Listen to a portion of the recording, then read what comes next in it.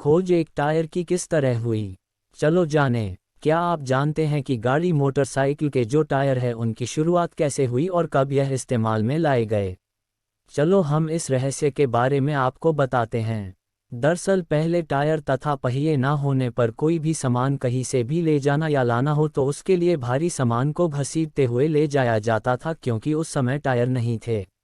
पुराने समय की बात है, एक दिन एक विद्वान व्यक्ति एक गांव की ओर जा रहा था। उस गांव में रेगिस्तानी मिट्टी के ऊंचे ऊंचे बहुत ही बड़े मिट्टी के टीले थे। जिस रास्ते से वो विद्वान जा रहा था, उस रास्ते में एक ऊंचा मिट्टी का टीला और टीले पर एक पेड़ था और वहां तेज हवा चल रही थी। जब वह विद्वान उस टीले के पास गुजर ही रहा था, तभी अचानक उस ऊंचे टीले पर लगे पेड़ की एक टहनी तेज हवा से टूटी और वह टहनी ऊपर से नीचे की ओर घुमती हुई नीचे आई और विद्वान के पैरों के पास आकर गिरी। तब वह विद्वान व्यक्ति उस टहनी को देखकर सोचने लगा कि मिट्टी का टीला ऊंचा था, जो टूटकर आई टहनी वो भी गोलाकार आकार की होने पर ऊपर से नीचे की ओर घुमती हुई टहनी आई है।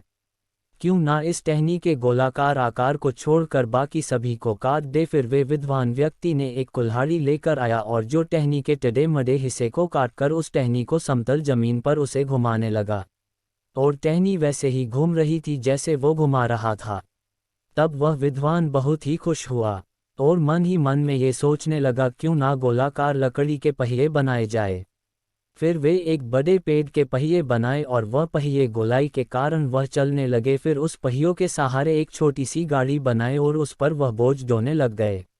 उस पहिए का प्रचार धीरे धीरे करते पूरे संसार में टायर बनाने की शुरुआत होने लगी। आज उस पहियों ने कई रूप आकार ले लिए हैं, जबकि शुरुआत पहले लकड़ी के पहिए से हुई थी।